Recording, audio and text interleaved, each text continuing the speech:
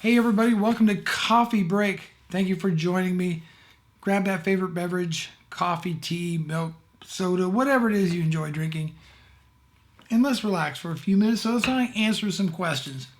I didn't get to do a Q&A session yesterday's video, but hopefully today we can make up for some of that. The first question comes from Bill Baldwin, who writes, what is your plan for the T6i? That's my old camera. Well, Bill, I haven't made definite plans, but I think it would be a great B camera.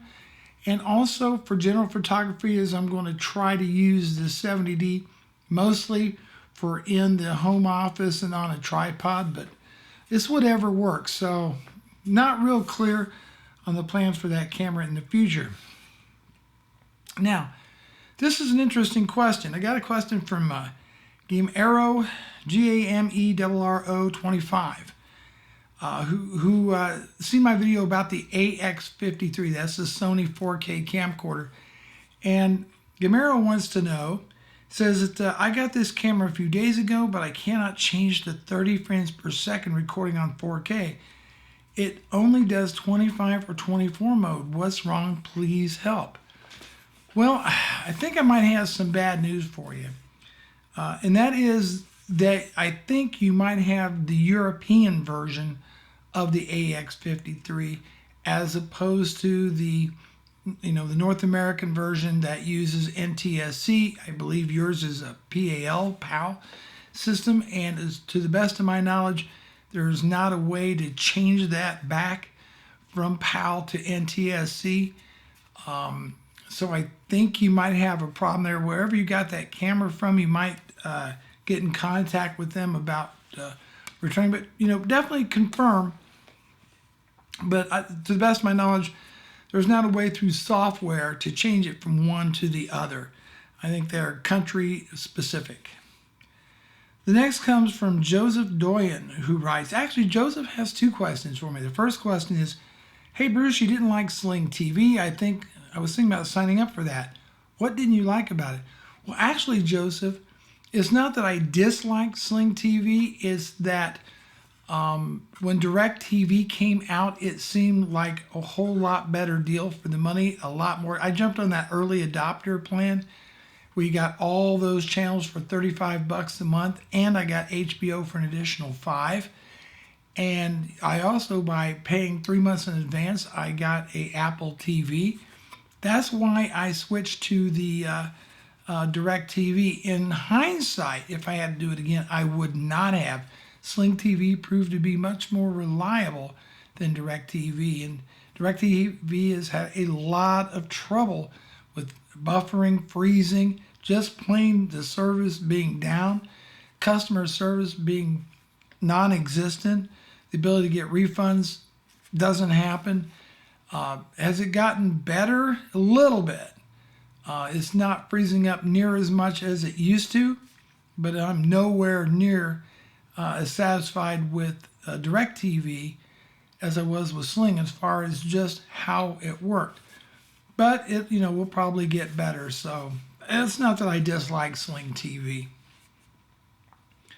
Now this is a good one that Joseph also writes. Hey Bruce, what are some good career changes for men over 40? Now I'm not sure if you're asking me what are good jobs for men over 40 or just exactly what you're getting at, but career changes for people over 40, men and women, is a huge thing. So I'm going to give you some very general advice.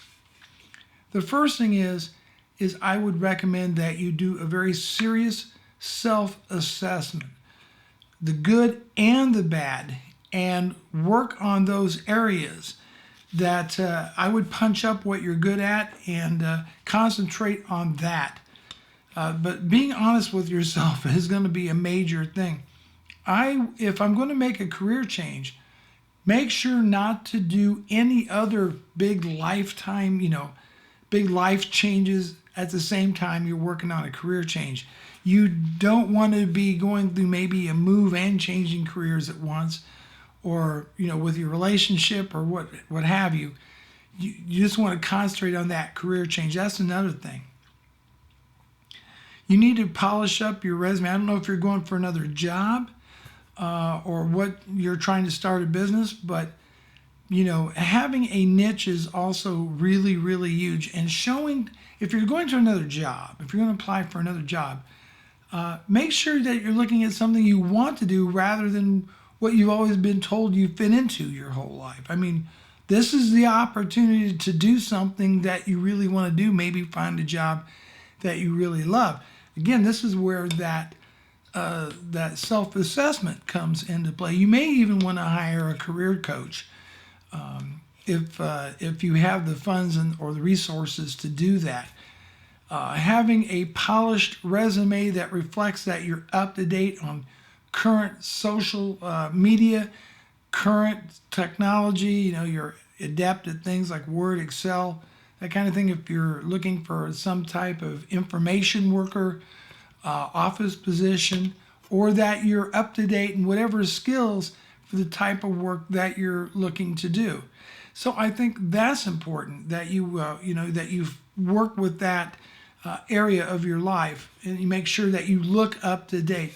I hate to say it, but around about 40 is when you will start to run into some age discrimination, especially in more entry-level type of positions, because the expectation is that you're going to demand more salary than somebody just coming out of college. So, I'm not trying to tell you to act or be youthful, but a more youthful appearance doesn't hurt if you're interviewing for a job with the company. And then, of course, the willingness to maybe accept the fact you might be working for a boss younger you. How do you feel about that? So this is a huge, huge thing. But definitely the self-assessment, possibly a career coach, brushing up your resume to make sure that you're current on the latest technology, that you're using appropriate buzzwords that's out there. All these things I think will be helpful to you, but most importantly is that you go for the kind of career that you're going to love rather than just what you've been told that you should be doing. If you've always been an accountant your whole life, but you really want to try your hand in a completely different field, if you have the skills, because a lot of skills carry over, then go for it. This is the time to do that. Next question comes from Joe's Photo and Video channel. I love Joe. He's awesome. Check out his channel. This guy knows his stuff when it comes to cameras and Photoshop and all that kind of stuff. Anyway, Joe wants to know about Google Drive because he's currently using Mac Office 2011. I have Mac Office 2011, and I'm using Office 2010 every day. Just thought I'd point that out.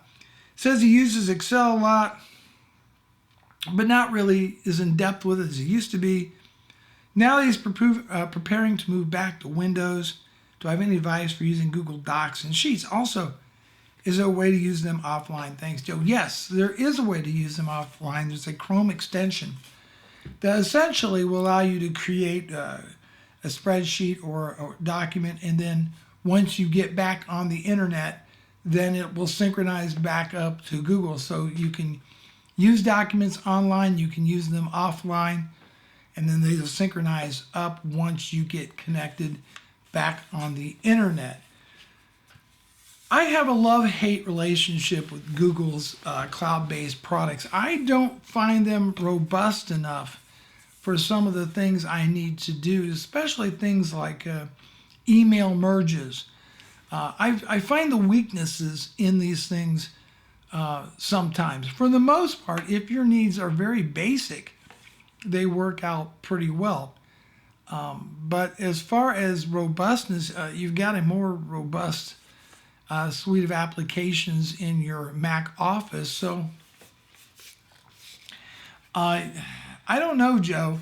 Maybe it would behoove you to look into an Office 365 subscription, depending on what you're going to be doing. If your needs are fairly minimal and basic, then I would say you're fine with the Google stuff. You might also look at Zoho and their suite of cloud-based applications. Some of them I think might be better than the Google stuff as well. So that's, hopefully I've answered some of your questions out there. This is kind of a shorter coffee break. I got a little kitty that's had a tooth pulled today, so I need to tend to her. She's not feeling too good. You ever try to put a cat into a cat carrier that doesn't want to go? Holy cow, it's like wrestling an alligator. At any rate, by the way, I'm recording this on the new Canon 70D using the standard picture profile, so it's got a lot of pop to it. We'll see how all that turns out. Bruce Naylor, have a great day. See you later. Bye-bye.